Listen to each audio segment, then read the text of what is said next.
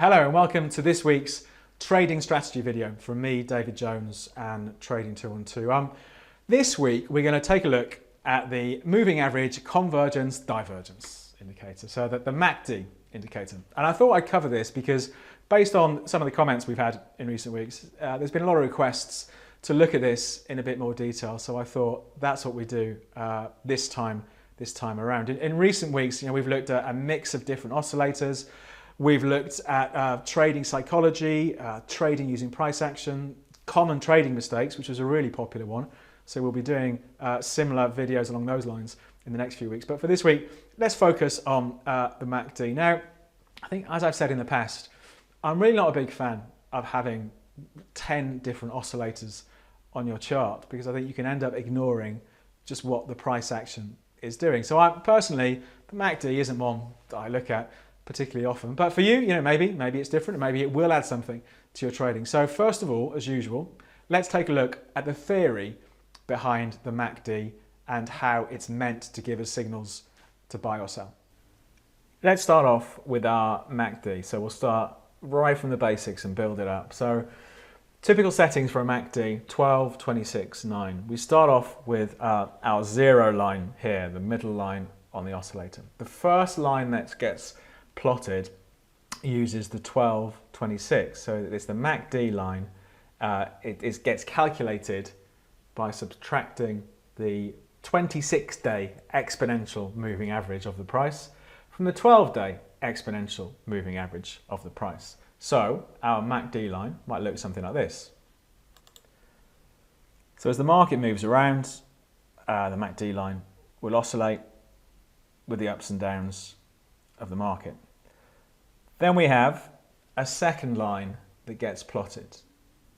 So this is the 9 part of the calculation. So this is a moving average of this line. So it's designed to try and smooth out that line and give us some signals. So let's start drawing that. So the signal line might look something like this. So it's a 9-day moving average of this blue line. So it will lag behind, but trace out, broadly speaking, a similar sort of pattern to that line. And it looks something like this. So it's called the signal line because this is where we get the signals from. So from a very straightforward point of view, a crossover up here would be a sell signal. So when the MACD line falls below that signal line, we get our sell signal. And then an upward cross down here would be a buy signal. And so the whole thing goes on. But then on top of that, we have a thing called the histogram, which I'm not going to do a very good job of drawing. So I'm just going to do a brief example of that. So the histogram shows how close these lines are to crossing over. So down here, when they're quite far apart, it might look like this, and they get closer and closer and closer, and then we get the cross. So some people might use the direction of the histogram as a way of almost second guessing when the signal is going to come. And then finally, above the zero line, when the lines are above the zero line, the market is thought to be in a bullish mode. It's going up, the trend is up. When the lines are below the zero line, the market is thought to be in a bearish mode, the trend is down and the market is sliding. So there's a few different bits there, but as usual, I think this makes a lot more sense when we look at a real example. So there we go, there's the theory behind the MACD. I suppose it's pretty similar to slow stochastics in a way, which is something that we've covered before, this idea of a crossover, the two lines crossing over and generating the buy and sell signals. But as I always say, it's one thing to read it in the textbooks, this is how it should work. In the real world, it can be a little bit different. So I think for our real world example this week, let's take a look at the MACD on pound US dollar daily chart and see how good or how bad the signals might have been. We'll use pound against the dollar as our real example. We've got this on a daily chart going back to the end of 2016. So each candle represents a day's worth of trading. We don't have any other information on the chart apart from what the price has been doing. So let's add our MACD. If we go to indicators up here, we can click and we can choose, go to oscillators, we can find our MACD in there, or a shortcut if you go to most popular, because it's one of the most popular ones, you'll see the more popular indicators in there. So let's click on MACD. Here we go. So my setup here has got the default values. So 12, 26, 9. If I click on confirm, the MACD gets added to my chart. So let's just bring this up just so we can see everything a bit more clearly. So let's walk back first of all. Let's just look at some of the straightforward signals. So coming in, or last year, December 2016, sell signal there. So we have the lines crossing over, giving us a sell. We have a buy signal in there, which wasn't that good. It was a bit early. And a buy signal there, which was a lot better. Then we had our sell signal there, which eventually worked out okay. A buy signal down there. You can see the crossover, 14th of March. Sell signal there, not that good. Sell signal up there, it was okay, I suppose, if you were patient and stuck with it.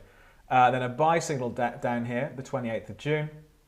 And the most recent signal we've had is on the 3rd of August, which was this sort of area up here. That was our sell signal. So the daily MACD didn't do too badly when it comes to pound dollar over the last 8 months or so. And here you can see the histogram, and all the histogram is showing us. You can see here if we look at this period here from March, where the histogram starts to turn green from being red, it means these two lines are starting to move closer together. So it can be an early warning to get ready for a signal. And then when the lines cross, such as here, the histogram moves over that zero line. So it shows us the signal had happened.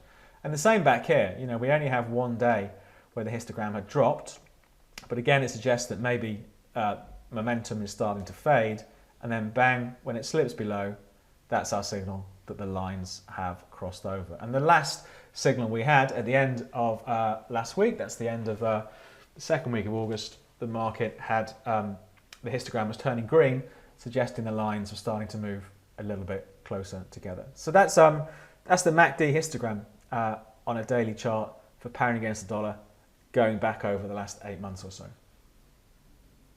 So there we go. It actually didn't do too badly, despite my cynicism about having lots of different oscillators. I'm still a bigger fan of looking at the price first. I'd say don't let oscillators obscure the fact of what's going on in the market. So if you haven't watched those price action trading strategy videos, make sure you watch those. But for this week, we'll start to wrap things up. As usual, if you'd like anything covered in the future that you think we've missed, leave us a message in the comments below. If you like the video, click the thumbs up, and to make sure that you never miss out, if you subscribe by clicking the button that should have magically appeared here, you'll get notified when the next videos get uploaded. But from me, David Jones, and Trading 212, we'll wrap things up there, and I hope you have a good trading week.